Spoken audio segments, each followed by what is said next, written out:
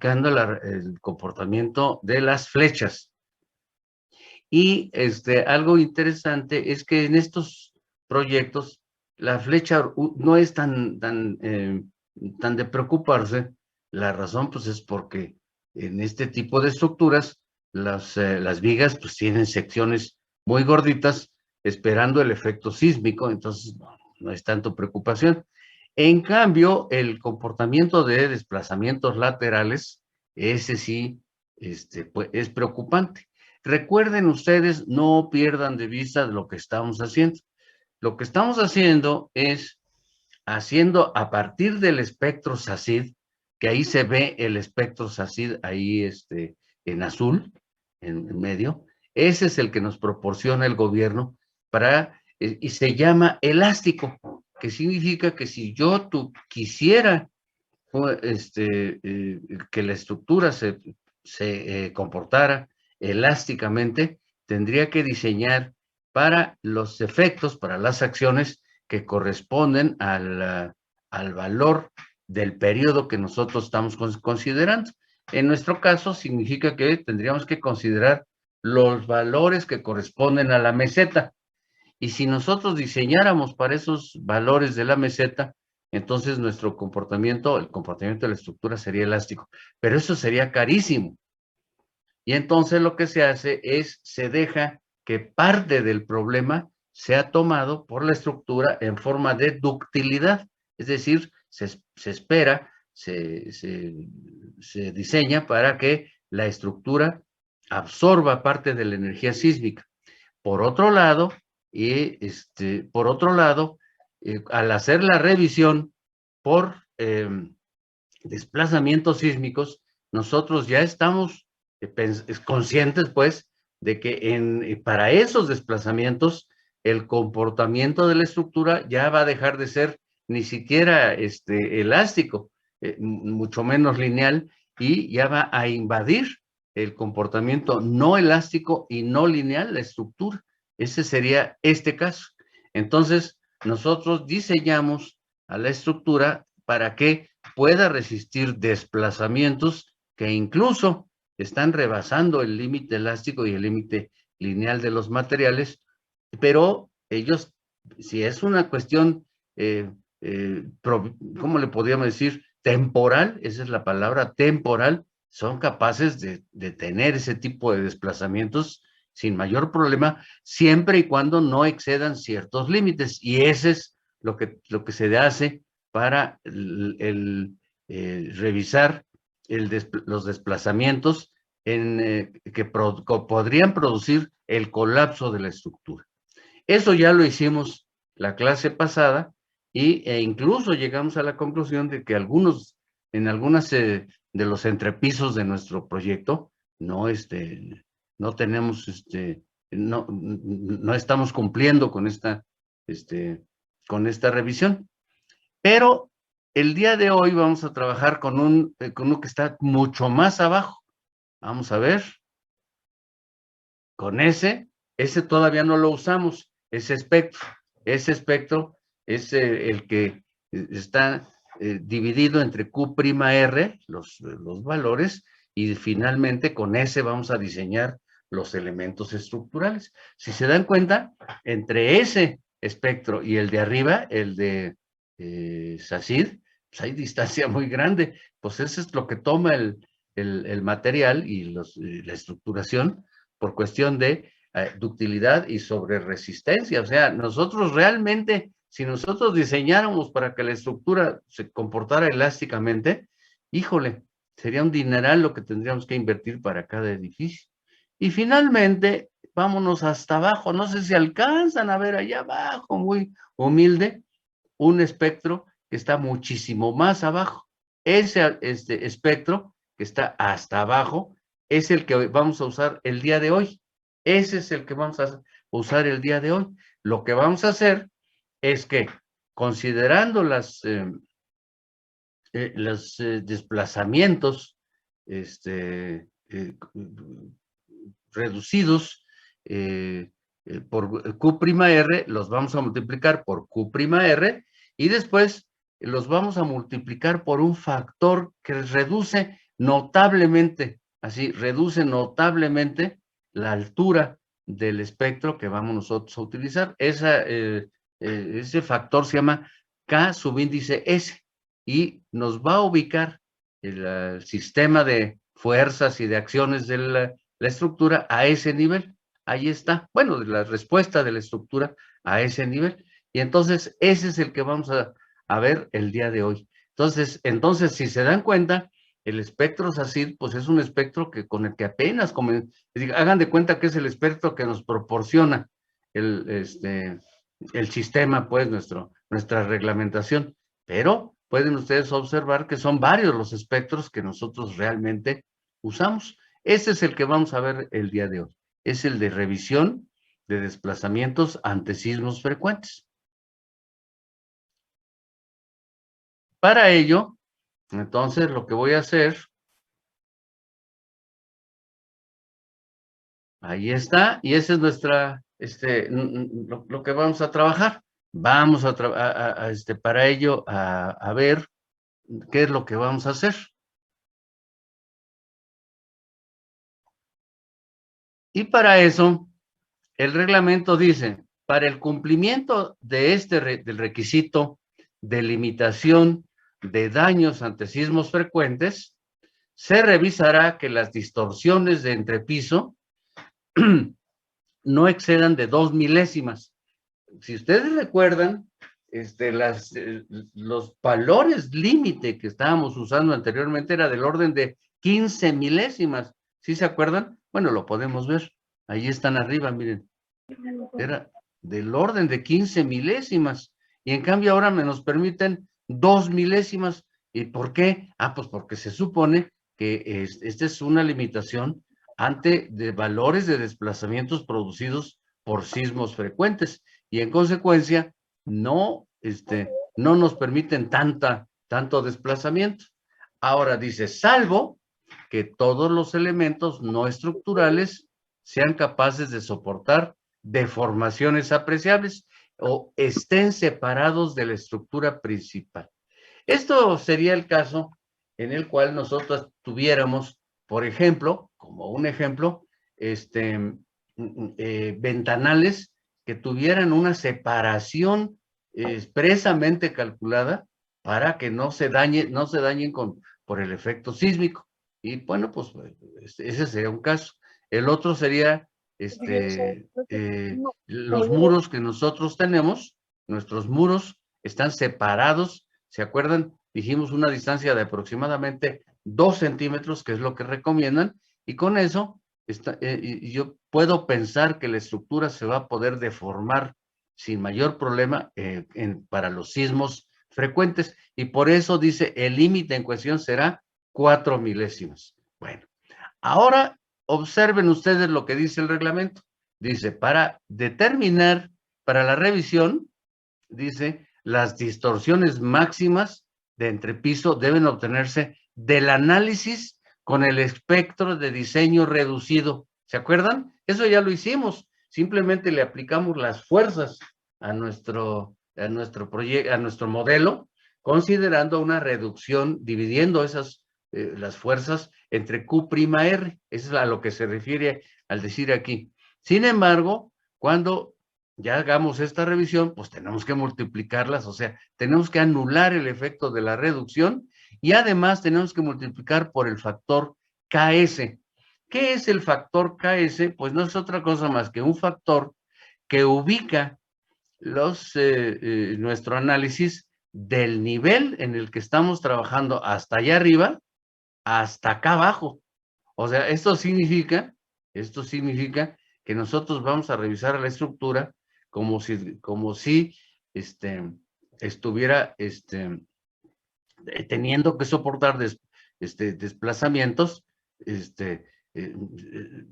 muchas veces menores que los que sufre hasta allá arriba. Para eso vamos a ver el comportamiento, es decir, cómo funciona esta expresión. Y observen que KS está entre 1/6 y 1/4. Un sexto, ¿cuánto es? ¿Cuánto es 1 entre 6? ¿Alguien me podría decir? Punto 17. Entre punto 17 y punto 25 de lo que de lo obtenido con de los desplazamientos obtenidos aquí, miren, de los desplazamientos obtenidos aquí, acá arriba, miren, acá arriba. Estos desplazamientos que tenemos desplazamientos que los multiplicamos por QR sobre FC, aquí está abajo, ahora los vamos a multiplicar por QR entre FC y los vamos a multiplicar por ese factor de reducción. O sea, damos por supuesto que en esta condición de revisión ante sismos frecuentes, los desplazamientos van a ser mucho menores, entre 0.17 y 0.25. Bueno, pues vamos a hacerlo. Para ello, el reglamento lo que dice, bueno, lo primero que tienes que hacer es ver cuál va a ser tu reducción. Primero tienes que ver cuál es tu reducción. Y entonces, para ello, nuevamente, me voy a, déjenme ver, aquí, pues aquí mismo, aquí abajito. Entonces, observamos que el periodo natural del suelo del proyecto, observen que aquí en ningún lado está mencionado el periodo de la estructura. Aquí se habla del terreno, ¿de acuerdo? Y entonces, como el terreno del suelo, que el subíndice SS, está entre 0.5 y 1, vamos a ver por qué. Aquí lo vemos, miren, TS vale 0.683. Ahí se ve a la derecha. En consecuencia, como TS está entre 0.683, para calcular el factor KS, entonces tomamos esta expresión que aquí está en medio, ¿sí? Para 0.683, y el factor KS valdrá, aquí está, 0.19. Entonces, yo ya tengo lo que vale el factor KS. Vamos a verlo aquí. Aquí está. Aquí en esta parte, vamos a verlo. Aquí. ¿Sí? Me queda entonces que el desplazamiento lateral lo vamos a calcular multiplicando los valores que ya calculamos anteriormente por Q'(R), para quitarle las reducciones que le aplicamos a los valores del espectro de diseño, y después por KS, y después ya sabemos que gamma es igual a delta entre HI, y FC que está aquí abajo está muy reducido, muy pequeñito esto, permítanme.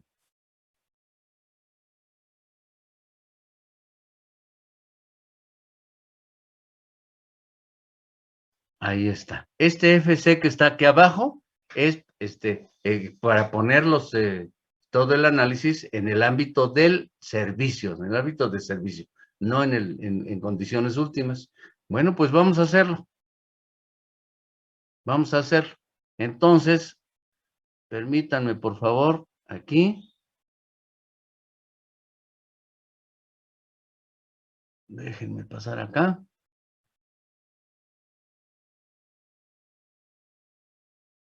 Ya está. Y ahora sí. Empezamos por decir que los valores, esto será igual a delta I sobre HI. Entonces, para el piso, les voy a pedir, por favor, vamos a hacer el análisis, que apunten estos valores, miren. Estos valores. Estos son los mismos, los que vamos a usar.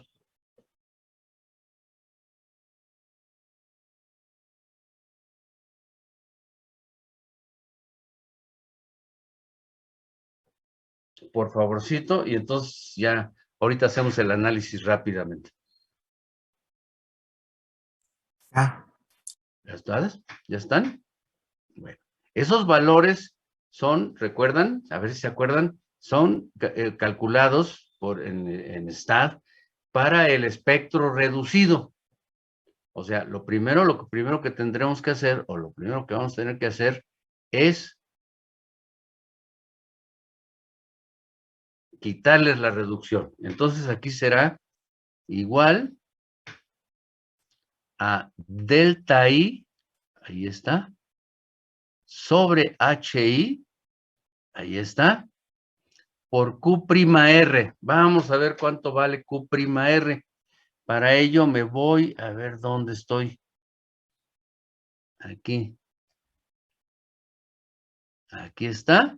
Y entonces, aquí en el documento que dice, en el concepto que se llama determinación del factor Q'(R), aquí está, vale 2.23. Este Q'(R), nuevamente se los digo, es la reducción que se hace por efecto de ductilidad, regularidad y sobreresistencia. Ahí está, Q'(R), es 2.23. Me voy aquí, y entonces me va a dar 2.23 por 2.23, y esto lo voy a multiplicar por KS. Y si ustedes recuerdan, KS lo calculé, aquí está, KS lo calculé como 0.19. ¿Se acuerdan que este KS es el que se toma en cuenta que para el tipo de terreno del predio donde está el proyecto, puedo considerar una reducción de valores respecto a el valor máximo establecido allá arriba? Entonces, o sea, para que me entiendan, este que está aquí abajo, ¿sí? Esta meseta está KS veces más abajo que esta de hasta arriba. Bueno, pues vamos a hacerlo entonces. Déjenme aquí. Y entonces será 0.119, ¿verdad? Por 0.119. Vamos a ver si esto es cierto. Punto 19. Ah, punto 19. Ok.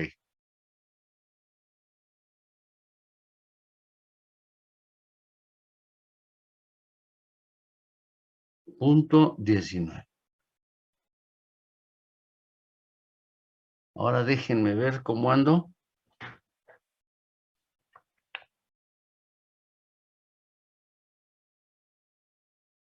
Ah, y me falta todavía esto. Híjole, bueno, esto no se debe hacer, pero lo voy a hacer. Esto dividido entre 1.1. Ahí está. Y eso será entonces, ¿me harían el favor de calcular los términos numéricos de esto? Sería delta I entre HI multiplicado por,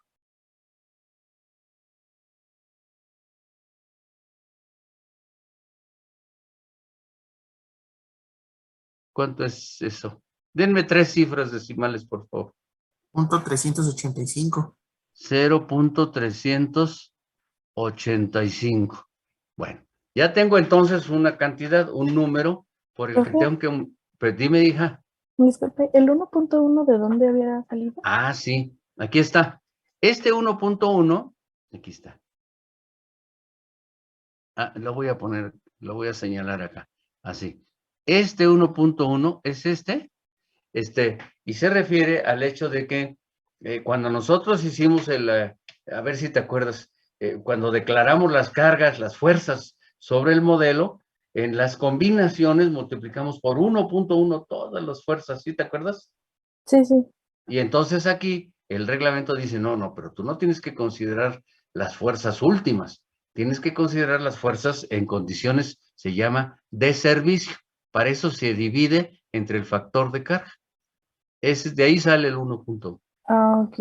Ok, entonces ya está, ya tengo punto 385 y ahora les voy a pedir un favor, que me den el valor del desplazamiento, delta I, que me hicieron el favor de copiar. Aquí arriba, ¿cuánto es?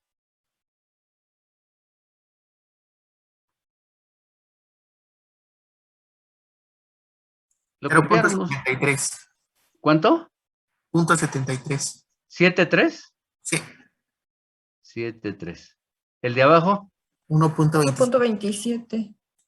1.27. ¿El de abajo? 1.66. 1.66. Sí. ¿El de abajo? 1.49. 1.49. 49. ¿El de abajo? 1.11. 1.11. ¿Y el de hasta abajo? Nada más hasta ahí, profe. Sí, perdón. Bueno, y entonces, ahora fíjense, por favor. Ahora lo que voy a hacer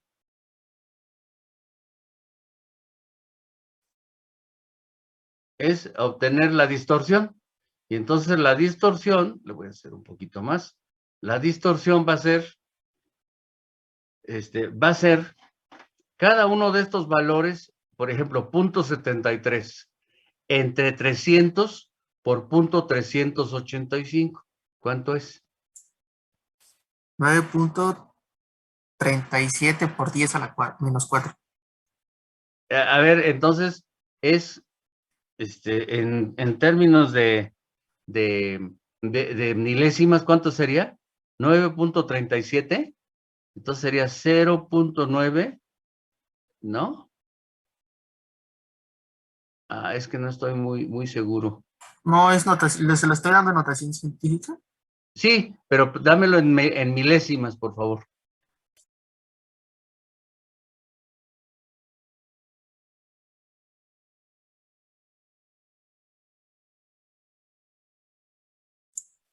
Sería 0.937, ¿no?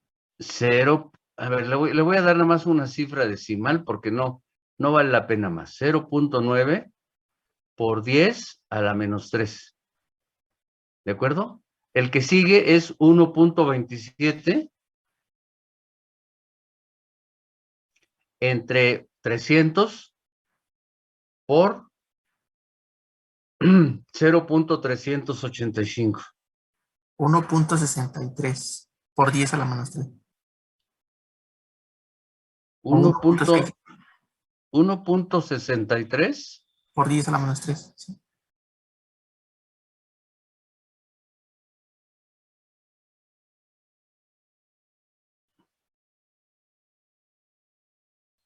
pasa.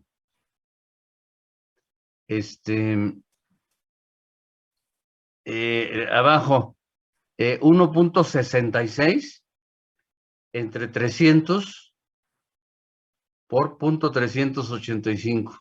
2.13. 2.1 por 10 a la menos 3. Pasa. Abajo, 1.49 entre 300 por 0.385. 1.9 por 10 a la menos 3. Por 10 a la menos 3.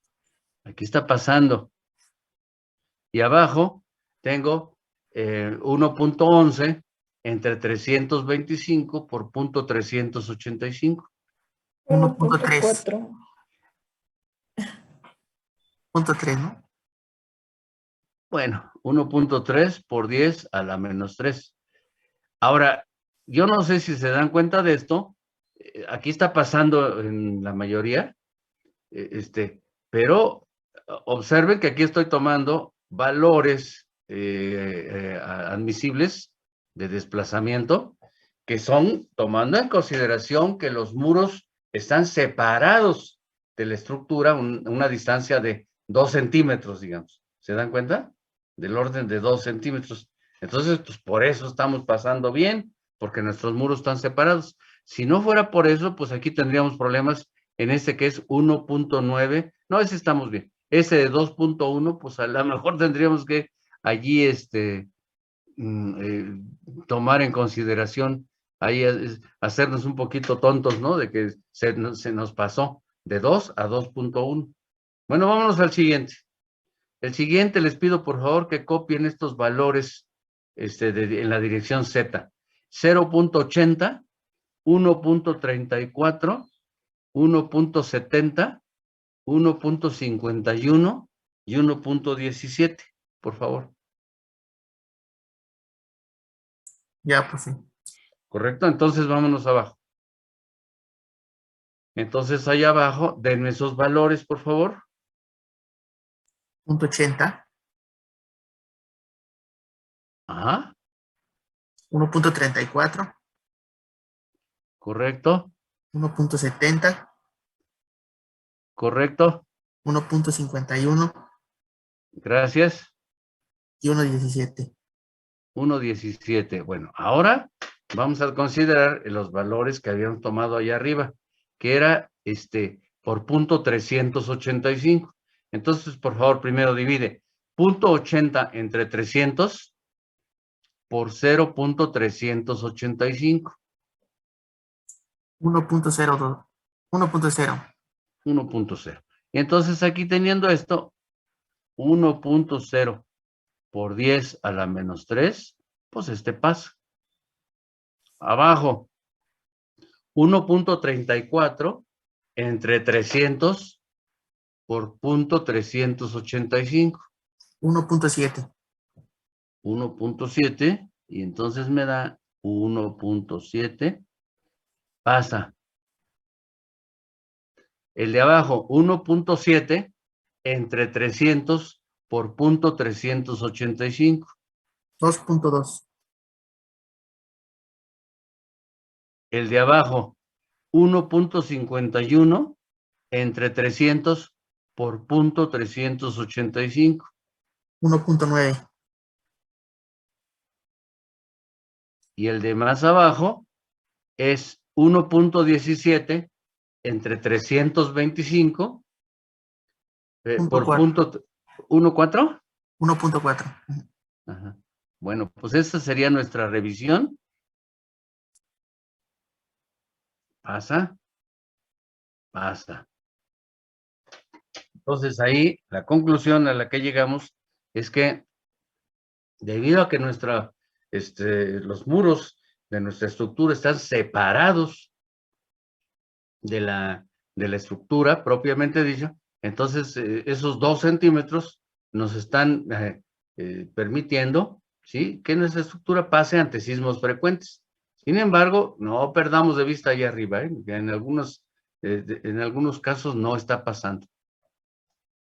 Y ya saben ustedes por qué. Nos falta rigidez, obviamente. Y para proporcionar esa rigidez, pues vamos a tener que proporcionar mayor, otros tipos de elementos. Muy bien, vámonos a lo último ya, que se llama la separación con los predios vecinos. Al respecto, el reglamento lo que dice es lo siguiente. Esa es la separación con edificios colindantes. Dice así: toda edificación deberá separarse de sus linderos con los predios vecinos una distancia no menor de 50 milímetros. Y esa es una falsa interpretación, mala interpretación más bien, que hacen los constructores. Le dejan 5 centímetros de separación y no, pues esa distancia se tiene que calcular. Y luego dice, ni menor que el desplazamiento lateral calculado para el nivel de que se trate. En nuestro caso, pues el nivel es el de hasta arriba, pues es el que se va a desplazar más. Y dice, determinado con el análisis estructural para la revisión de la seguridad contra colapso, que considere los efectos de giro y del corrimiento de la base del edificio. Dice, cuando no se tomen en cuenta dichos efectos, que significa que cuando está temblando, el edificio no nada más se mueve el edificio, sino la cimentación se aplasta contra sus paredes, contra las paredes. O sea, también el terreno sufre desplazamientos laterales debido al empuje de la cimentación, y eso tendría que calcularse, pues ahí tendría que saber las características del terreno, de comportamiento mecánico. Bueno, pues cuando no tenga esas características, lo que se puede hacer, dice, los desplazamientos laterales se aumentarán 3 milésimas o 6 milésimas de la altura sobre el terreno, fíjense, en las zonas 2 y 3 respectivamente. Para la zona 1 se supone que el terreno es tan compacto que no requiere considerar su aplastamiento, pues. Y luego dice, las zonas quedan definidas conforme a lo indicado en la sección 1.3, o sea, la cuestión de la división geotécnica. Bueno, pues vamos a hacerlo para nuestro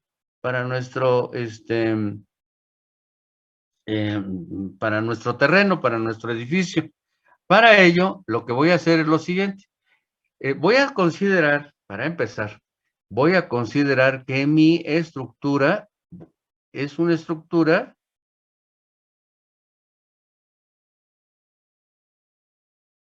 que para el predio que estoy considerando, aquí, para el predio que estoy considerando, mi estructura, aquí está, ahí está, tiene colindancia nada más a los lados en dirección X. Ahí está. Esa es mi estructura.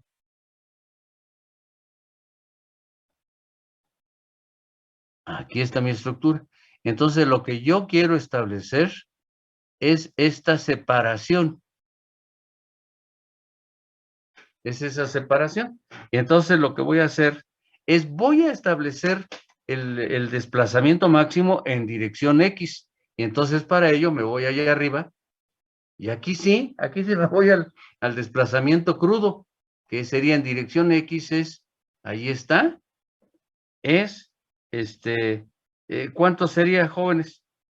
El desplazamiento máximo del edificio en dirección X. 6.26. 6.26. En mi caso, entonces, yo tengo que la separación tendrá que ser, entonces, separación, lo voy a poner, separación, en mi caso, será delta 5 más 0.003 veces H. Y entonces este es, ojo, solo para zona 2.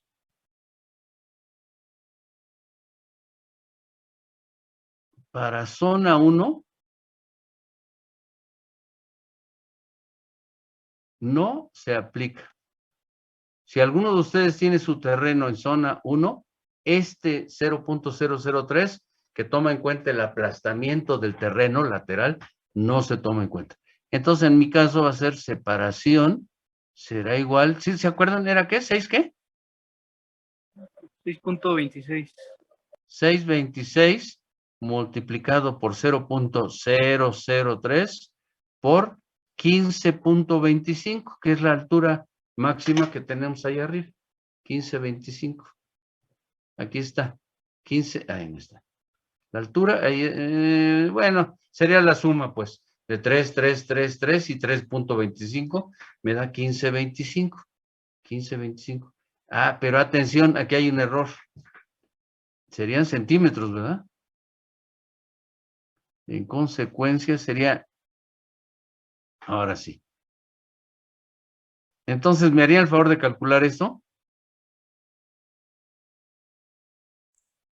28.64. Separación, ¿cuánto? 28.64. 28. Es mucho, ¿no? Punto 28. No. Multiplicar. Ah, sí, es que estoy multiplicando. Perdón, es suma. Sí, perdón, es suma. Sería Ahora sí. 72. ¿Cuánto? 6.72. Ahora sí. 6.72 centímetros. Entonces, este es mayor que 5 centímetros. ¿De acuerdo? Entonces sería, se considera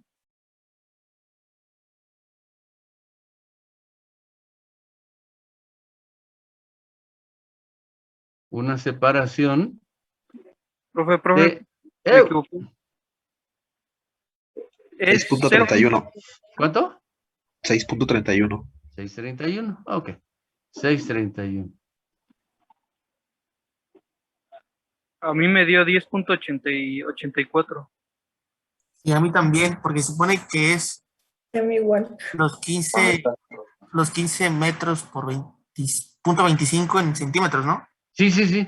Entonces sí es de 10, 10.84. ¿Cuánto sería? ¿684? Sí, no, 10.84. Ahora sí, no. Es que no oigo bien. Ahora sí, ¿cuánto es? ¿Cuál es el 10, resultado? 10. 1084. Punto ajá, ¿Correcto? 10.84. Correcto. 1084. Pues, digamos, estamos considerando 11 centímetros. Si se dan cuenta, vamos a tener que considerar 11 centímetros de separación, ¿de acuerdo? Obviamente esto es mayor que 5 centímetros. Y les comentaba yo, la clase pasada, les comentaba yo que al respecto, el reglamento establece algo que a mí nunca me ha parecido bien, porque implica algunas cosas muy raras. A ver si me hicieran el favor de verlo. Aquí está. Y vean lo que dice. Dice allí, esto. Dice, en caso de que en un predio adyacente, o sea, si mi vecino se encuentre una construcción que esté separada del lindero, una distancia menor que lo antes especificado, deberá dejarse en la nueva construcción, o sea, si yo llego y ya mi vecino está echado en contra mi terreno, yo me tengo que hacer para atrás. Dice, deberá dejarse en la nueva construcción una distancia tal que la separación entre las dos construcciones no sea menor que la suma de las requeridas para cada uno. ¿Qué es lo que está diciendo ahí el reglamento? Pues lo que está diciendo es, si yo al llegar ya el vecino agandalló y se fue sobre mi terreno, yo me tengo que echar para atrás para respetar la separación entre los dos edificios. Eso yo digo que es un abuso. Bueno, eso es por un lado. Y por otro lado, ¿cómo me voy a enterar que el vecino se fue sobre mi terreno? O sea que su distancia al límite del predio no es la correcta. Pues yo tendría que pedirle a él su análisis estructural, ver sus desplazamientos, calcular la separación que corresponde a él, a mi vecino, y luego ver si está bien o está mal. ¿Ustedes creen que me va a dar mi vecino sus cálculos? Pues no, simplemente no. ¿Se dan cuenta entonces? Esto yo digo que está mal.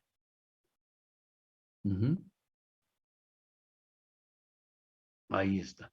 Pues yo digo que eso está mal. Y pues ¿cómo lo voy a hacer? Ahora sí que para empezar, obligar a mi vecino, es decir, no obligar, solicitarle su información. Y en segundo lugar, obligar a mi vecino a bueno, no obligar a mi vecino, ahora sí que aliviarle su problemita, ¿no? Si el vecino se fue sobre mi terreno, pues yo me echo para atrás. Y ya todo el mundo feliz. Bueno, pero si en un momento dado dice, bueno, como esos son metros cuadrados que él se agandalló, entonces los voy a cobrar. Llamo a mi abogado y le digo, bueno, pues entonces me va a tener que pagar el vecino los metros cuadrados que él está yéndose sobre el límite del predio, ¿no? Esas son cosas que yo no entiendo y no me parece correcto eso. Eso debía aplicarse pues a cada quien, ¿no? O sea, si yo respeto la distancia entre el límite de los predios hacia mi estructura, pues eso está correcto, eso debe ser. Pero que el vecino como les decía yo, se fue sobre los límites, yo no tengo por qué resolver ese problema. No está en, no debe ser. Pero bueno, eso es lo que dice el reglamento. Jóvenes, con esto terminamos lo que se llama revisión del comportamiento geométrico de la estructura, pero todavía no terminamos la revisión de nuestra estructura propiamente dicho. Para ello, vamos a tener que utilizar, vamos a tener que irnos, ahora sí, comenzar a lo que es la teoría del concreto reforzado. Y esta se hace entonces una revisión que se llama por flexión y cortante. En sí, esta revisión que vamos a hacer se llama una revisión por ductilidad. En esta revisión por ductilidad, yo voy a tener que calcular cuál sería el área de acero máxima, cuál sería el área máxima de acero que requiere mi estructura para que todos sus elementos sean dúctiles. Y nuevamente para ello voy a tener que detectar dentro de la estructura, dentro del análisis, voy a tener que detectar momentos máximos. Y entonces todo esto implica el manejo de la información. Esa es una nueva herramienta que se llama, en el caso de STAAD, se llama informe, es un reporte, se llama, es un reporte. Entonces, aquí todos se los explico ahora sí que pero para ello yo tengo que empezar trabajando sobre nuestro criterio, nuestras hipótesis de análisis, de nuestra teoría del concreto reforzado LRFD. Vamos a hacerlo, entonces. Eso es algo que tenemos tiempo ahorita y ya la clase que viene nos dedicamos a hacer ya propiamente el trabajo, la revisión propiamente dicho. Yo tengo una estructura de concreto reforzado que aquí voy a ponerle la varilla, la estoy viendo como si mi viga fuera transparente. Ahí está. Y entonces, yo sé que cuando yo haga el corte, va a aparecer un momento allí, y este momento es el momento que equilibra el sistema. Pero en este caso, yo voy a hacer el análisis, ese corte mecánico, si ustedes recuerdan, se indica, eso lo vieron ustedes desde, no sé si desde estática, se indica con una línea curva. Y ahora hago lo que es el equilibrio del sólido aislado. Bueno, pues ahí está el sólido aislado. Ahora, como resultado de ese equilibrio, me va a dar lo siguiente. Yo tengo aquí del lado izquierdo una fuerza hacia arriba, que es la reacción. Ahí está. Y voy a suponer que aquí hay un conjunto de fuerzas, pero ¿qué les parece si yo hago esta consideración para que sea más simplificado este asunto? Voy a poner la viga apoyada aquí y apoyada aquí y con una fuerza aquí, allí. Y voy a hacer el corte aquí. Y así. Y entonces, y de esa manera, lo que va a pasar es que esta reacción del lado izquierdo es la que va a ser considerada. Este sería entonces el corte. Ahí está. Y entonces, para equilibrar a este sistema, yo necesito un momento, ahí está, y una fuerza que se llama fuerza cortante V.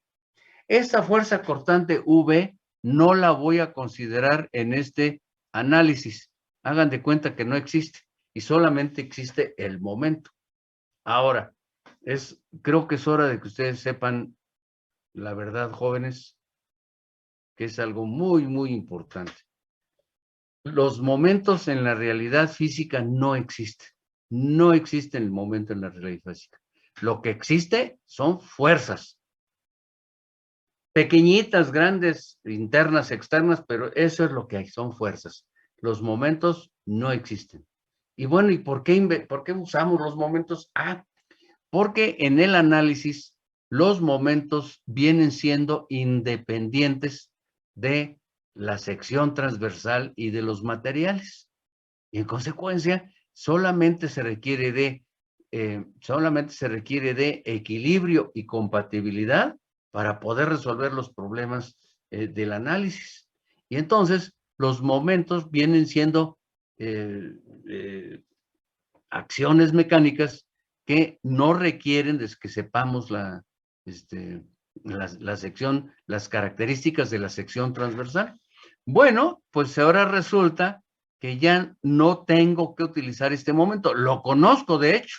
Este momento que lo voy a subrayar ahorita, este momento lo conozco, pero realmente, como no existe, y conozco las características de la sección, ya puedo transformar este momento en un par de fuerzas. Esta es una fuerza de compresión. Aquí está, es una fuerza de compresión. Y esta fuerza de abajo es una fuerza de tensión, iguales, de sentido contrario y separadas una distancia, de tal manera que se forma un sistema mecánico que se llama par de fuerzas. Eso lo aprendieron ustedes desde su materia de estática.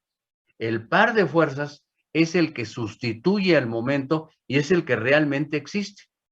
Pero aún más, este par de fuerzas no existe, fíjense lo que son las cosas, tampoco existe como fuerzas únicas. En realidad, la fuerza C y la fuerza T son la resultante de un conjunto de fuerzas.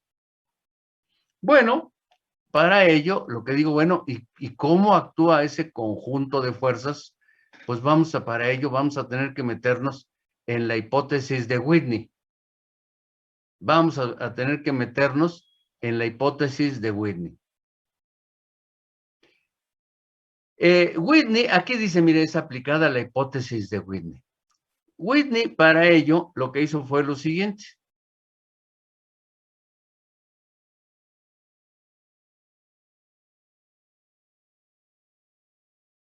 Ahí está. Ahí está. Whitney, para ello, lo que hizo fue lo siguiente. Déjenme insertar una tablita para que me oriente. Insertar tabla. Le voy a poner 30 por 40.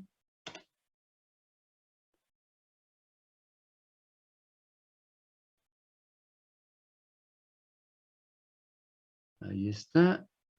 Y bordes, voy a poner esto. Ahí está. Muy bien. Whitney lo que hizo fue lo siguiente. Dijo, bueno, yo lo que quiero es obtener el comportamiento de una viga. Yo lo que quiero es obtener el comportamiento de una viga. Permítanme, por favor. Sí, lo voy a hacer con esto. Nomás que, a ver, algo pasó aquí.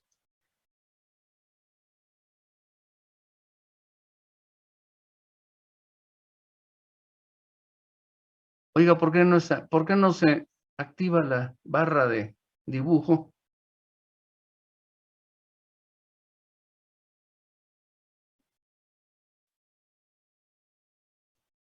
Qué raro. A ver, ahorita sí ¿no? Que tiene seleccionada la plantilla, profe. Toque la hoja blanca. Sí. No está seleccionada, ahí está. Ahora sí, tienes toda la razón. Estaba trabajando a ese nivel. Sí, gracias, Bueno, vamos a ver la hipótesis de Whitney. La hipótesis de Whitney, lo voy a poner aquí, hipótesis de Whitney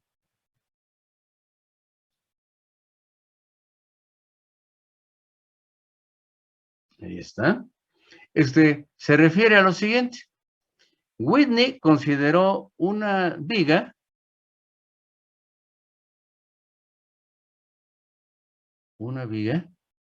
pero la característica de esta viga es que la fuerza que le estoy aplicando aquí, esta fuerza que le estoy aplicando aquí, es la necesaria para que esta viga alcance su máxima capacidad a flexión, que significa los efectos sobre ella ya están llegando al límite, pues. Pero en este caso, lo que voy a hacer es, voy a hacer un corte aquí, y entonces me va a quedar analizando la parte izquierda de la viga,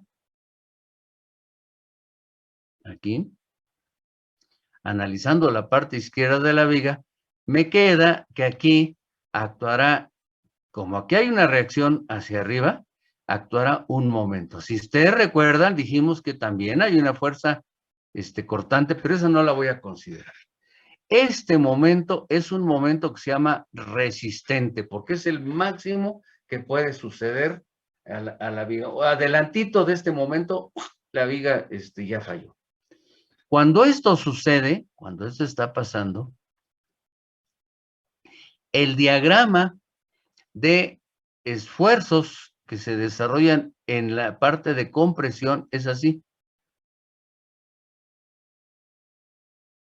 Si se dan cuenta, esto significa que es un diagrama curvo. Y en el caso del acero, aquí estará actuando un diagrama de esfuerzos que es así. Este sería el esfuerzo Fs en el acero. Por supuesto, el acero el esfuerzo Fs depende de la cantidad de acero. Si yo le pongo mucha varilla, pues Fs va a ser pequeño y al revés. Ahí está. Y entonces, Whitney se dio cuenta de que trabajar con esta variación curva del diagrama de esfuerzos en la zona de compresión, pues no sería fácil. Para empezar, esto lo va a transformar, esto se transforma. Déjenme borrar esto para hacerme un poquito a un lado. Ahí está. Esto se transforma en una fuerza de compresión. Ahora sí, esta es la resultante. Y esta es una fuerza de tensión. Y ahora sí, estas son las que configuran el momento. Y este momento es un momento resistente. Esta distancia, por cierto, esta distancia entre esto y esto, le voy a llamar Z. Por llamarle de alguna manera. Ahora, ¿cuál fue el mérito de Whitney en para resolver este problema? Bueno, antes de Whitney, a mí se me hace increíble que haya pasado esto, pero bueno, antes de Whitney, esta área curva se consideraba como, algunos la consideraban como un cuarto de círculo, otras lo establecían, otros investigadores, como un área parabólica, en fin, bueno, hubo un montón de propuestas. Y cuando llegó Whitney, hizo la propuesta, hagan de cuenta que se fue a lo más sencillo. Lo que hizo Whitney, que se llama hipótesis de Whitney, bueno, aquí ya está del lado izquierdo. Lo que hizo Whitney fue lo siguiente, dijo, pues no nos vamos a complicar la existencia. Lo que vamos a hacer es lo siguiente, voy a considerar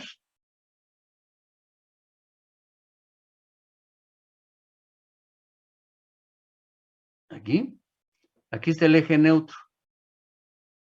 Y entonces dice Whitney, yo voy a considerar un diagrama rectangular. Aquí está. Él lo consideró un diagrama uniforme. Él le llamó a esta distancia F bi'C. Ahí está. Y de esta profundidad que se llama C, él dijo, yo voy a considerar una profundidad del diagrama de esfuerzos uniformes que se llama beta 1C. Ahí está. Esa va a ser la profundidad. A final de cuentas, ¿cuál es la ventaja que tiene este diagrama? Pues este diagrama, su centroide está perfectamente determinado. Bueno, además, se establece una condición. La condición es que el esfuerzo que actúa aquí es el esfuerzo FY. Esa ya es una condición que ya no es tanto de la hipótesis de Whitney, sino que es una condición reglamentaria para obligar a que las vigas tengan un comportamiento dúctil. Es decir, obligar a que cuando se llegue a la máxima resistencia, la máxima capacidad del sistema, MR, entonces, esta fuerza de compresión que está actuando aquí arriba y esta fuerza de tensión que está actuando aquí abajo, tensión, correspondan a una situación en que la viga está comportándose dúctilmente. ¿Qué significa dúctil? Que haya sufrido ya grandes desplazamientos que desde el punto de vista de las cargas gravitacionales es conveniente porque le avisan al usuario que está a punto de venirse abajo la trave o la losa que tiene encima. Y desde el punto de vista del sismo, pues es muy bueno porque eso significa que hay disipación de energía sísmica. Esta distancia de aquí para acá se llama JD. Ahorita vamos a ver cuánto vale J. Pero por lo pronto, a ver si se acuerdan, esto lo vieron ustedes en su materia de mampostería, de que esta distancia, la distancia D, o sea, el peralte efectivo, es esta. Esta es la distancia D. Es del paño de compresión al eje de la varilla, es la distancia D. Pero si se dan cuenta, el brazo del par a la derecha aquí, este brazo del par no es D, es menor que D, es JD. De manera que D vale aproximadamente 0.9. Muy bien, entonces si se dan cuenta, ya tengo resuelto el problema en el ámbito del álgebra. Ya no tengo que andar peleándome con áreas de esfuerzos parabólicas o cuartos de círculo o cosas raras. Es un infeliz rectángulo. Y entonces, regresando a mi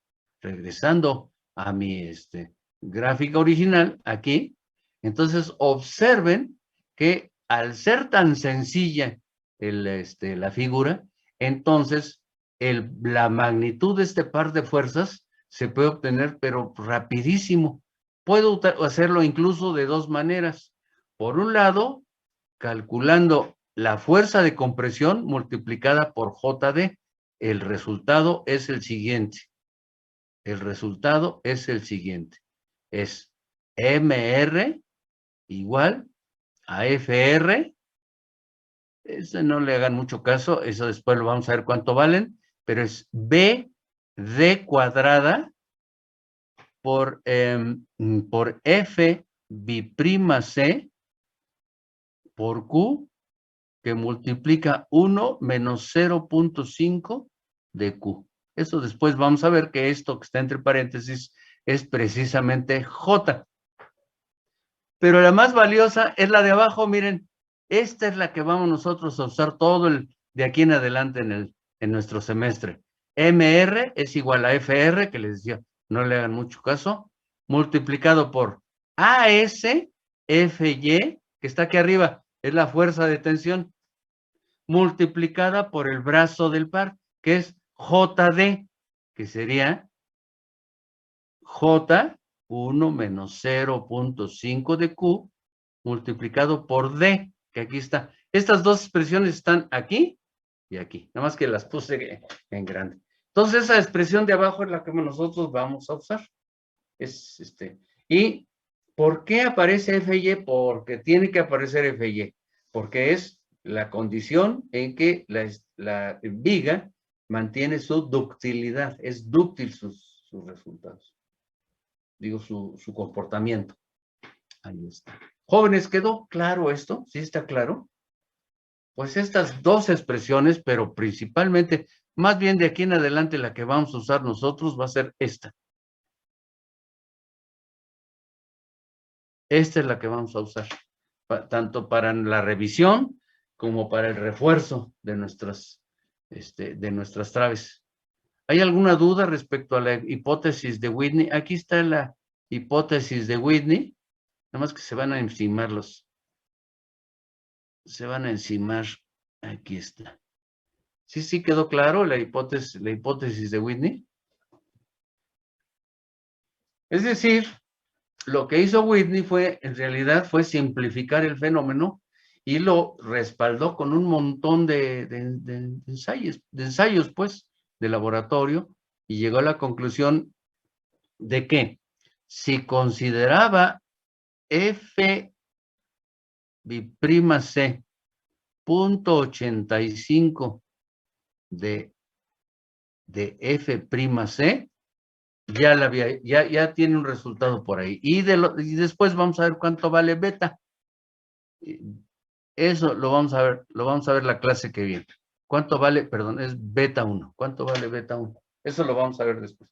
Pero lo importante es que Whitney lo que hizo fue, insisto, simplificar el fenómeno. Déjenme pasar aquí. Y déjenme quitar esto.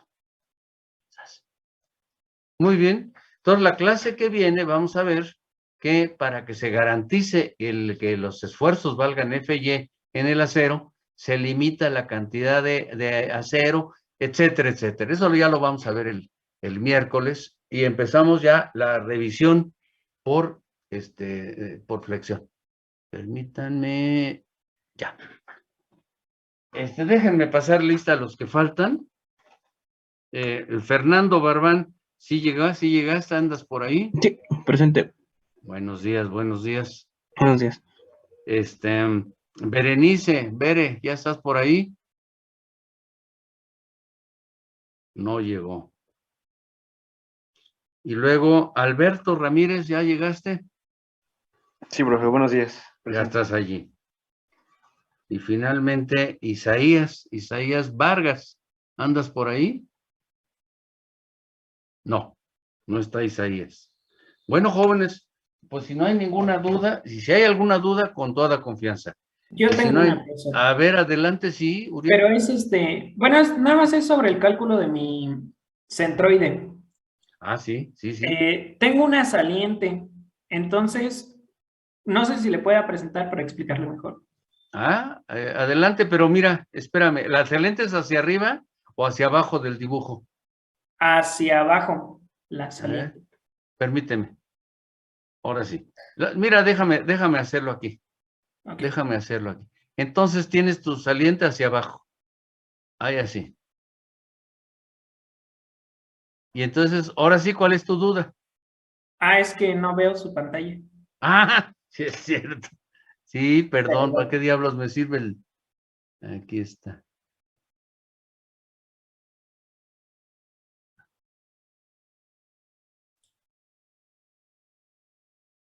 Ahí está. Exactamente así. Entonces, lo que hice pues fue quitarle, bueno, calculábamos todo el rectángulo, ¿no? Sí. Y le restábamos los vacíos. No, pues aquí en este caso va a ser más útil, más fácil para ti si divides en área 1 y área 2. Y a ti así te queda respecto al eje X, sería, las distancias serían, es que esto, ahora sí, esta distancia sería Z1 y esta distancia sería Z2. Entonces, para ti sería mucho más fácil decir área 1 por Z1 más área 2 por Z2 es igual a la resultante área 1 más área 2 multiplicada por Z testada. Así es más fácil, Uriel. Ah, ok. Perfecto. Sí, es que lo que hice pues fue calcular Pues la lo puedes completa. hacer por resta, pero entonces te quedan 3 figuras. Ajá, exactamente. Mejor 2, y así es más fácil. Ok. ¿Ok? Gracias, profesor. Bueno, dale, jóvenes, pues entonces nos vemos el miércoles. ¿Sale? El miércoles seguimos con esto, que es lo que persigue es la revisión por flexión de la estructura para que sea dúctil. Y de aquí nos vamos a la revisión por cortante, que es rapidísima. Y ya empezamos a diseñar, y ahora sí, traves. Empezamos a diseñar traves. ¿Vale? Sale, muchachones, nos vemos el miércoles. Cuídense mucho. Nos vemos, profe. Cuídese. Mañana es mi cumpleaños, así que piensen en mí mañana. Ah, bueno. Pero a mí ya me celebraron viernes y domingo, así que no se preocupen mucho por la celebración. Nos vemos el miércoles. Nos vemos, profe. Bye. Pásala bien. Hey, gracias.